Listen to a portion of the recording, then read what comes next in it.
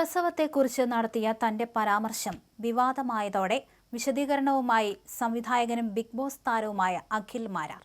തന്റെ വാക്കുകൾ വളച്ചൊടിച്ചു എന്ന വാദമാണ് അഖിൽ മാരാർ ചൂണ്ടിക്കാണിക്കുന്നത്. പ്രസവം എന്നത് ഒരു കാലത്ത് സ്ത്രീകൾ വളരെ ആസ്വദിച്ച് ചെയ്തിരുന്ന കാര്യമാണെന്നാണ് അഭിമുഖത്തിൽ പറഞ്ഞത്. ഇതാണ് വിവാദമായത്. നോർത്ത് ഇന്ത്യയിലെ സ്ത്രീകൾ നേരിടുന്ന പ്രശ്നങ്ങൾ കേരളത്തിലെ സ്ത്രീകൾക്ക് അറിയുക പോലുമില്ല എന്ന വിഷയത്തിൽ തമാശ രൂപേണ പറഞ്ഞ ഒരു കാര്യത്തെ വളച്ചൊടിച്ചു കണ്ടന്റാക്കി ആഘോഷിക്കുന്ന വിവരമില്ലായ്മയ്ക്ക് എന്താ പറയുക? വിമർശനം തെറ്റുകൾ തിരുത്താനുള്ളതാവണം, അല്ലാതെ വിഡ്ഢിത്തരങ്ങൾ വിളമ്പൽ ആവരുതെന്നും അഖിൽ മാരാർ ഫേസ്ബുക്കിൽ കുറിച്ചു. അഖിലിന്റെ പോസ്റ്റ് ഇങ്ങനെയാണ്: പറയുന്നത് ഉൾക്കൊള്ളാൻ ബോധമില്ലാത്ത കുറെ എണ്ണത്തെ പഠിപ്പിച്ചു മനസ്സിലാക്കുക എന്ന ഉത്തരവാദിത്തം കൂടി ചെയ്യേണ്ട ബാധ്യതയാണ്. പ്രസവം എന്നാൽ ഒരു കുഞ്ഞിന് ജന്മം നൽകുന്ന മഹത്തായ ഉദാത്തമായ ഒരു ക്രിയയാണ്.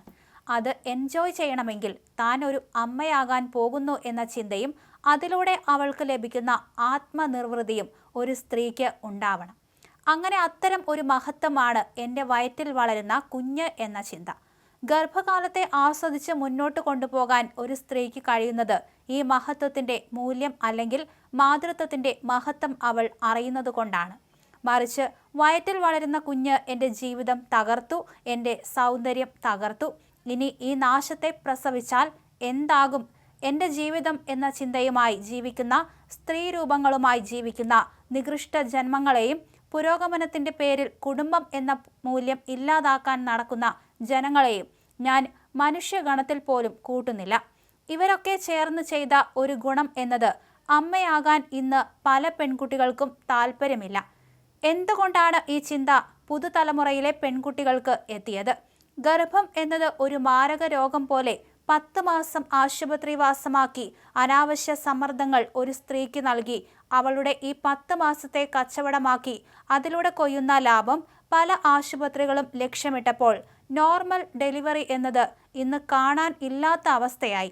നോർമൽ ഡെലിവറി ചെയ്യണമെന്നോ സിസേറിയൻ വേണ്ട എന്നോ ഞാൻ ഒരിടത്തും പറഞ്ഞിട്ടില്ല. രോഗം വരുന്നതിനേക്കാൾ നല്ലത് പ്രതിരോധമാണ് എന്ന വിഷയത്തിന്റെ പ്രാധാന്യം പറയുകയാണ്.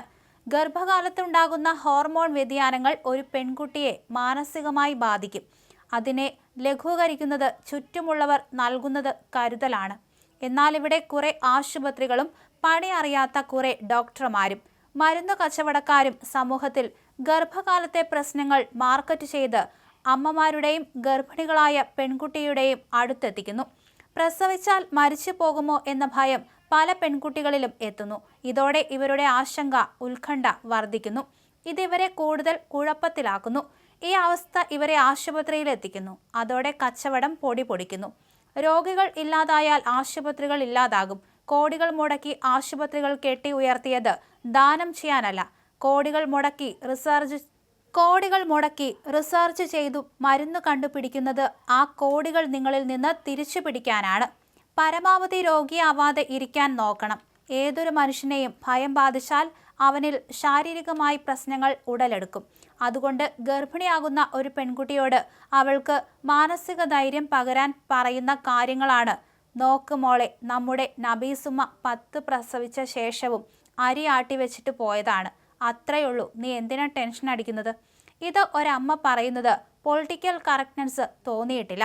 ജീവിതത്തിൽ അമ്മ എന്ന മൂല്യം തിരിച്ചറിയാത്ത, കുഞ്ഞുങ്ങളെ പ്രസവിച്ച ശേഷം തിരിഞ്ഞു നോക്കാത്ത, കുടുംബത്തിന്റെ മൂല്യം മനസ്സിലാക്കാത്ത കുറെ എണ്ണം സോഷ്യൽ മീഡിയ വഴി നടത്തുന്ന ഈ കുര ദയവ് ചെയ്ത് പുതിയ തലമുറ കേൾക്കരുത്. നിങ്ങൾ ഒരമ്മയാകാൻ ആഗ്രഹിക്കുന്നവരാണെങ്കിൽ നല്ല മനസ്സോടെ, ഈശ്വര ചിന്തയോടെ, നല്ല ഭക്ഷണങ്ങൾ കഴിച്ച് പൂർണ്ണ ആരോഗ്യവതിയായി എല്ലാ ജോലിയും ചെയ്തും നല്ല ചിന്തകൾ ഉണർത്താൻ ശ്രമിക്കുന്ന പുസ്തകങ്ങൾ വായിച്ചും മനസ്സിന് കരുത്ത് നൽകുന്ന മനുഷ്യരുമായി ചേർന്ന് സഹകരിക്കൂ. മരുന്നുകൾ ആവശ്യത്തിന് മാത്രം ഉപയോഗിക്കാൻ ശീലിക്കൂ.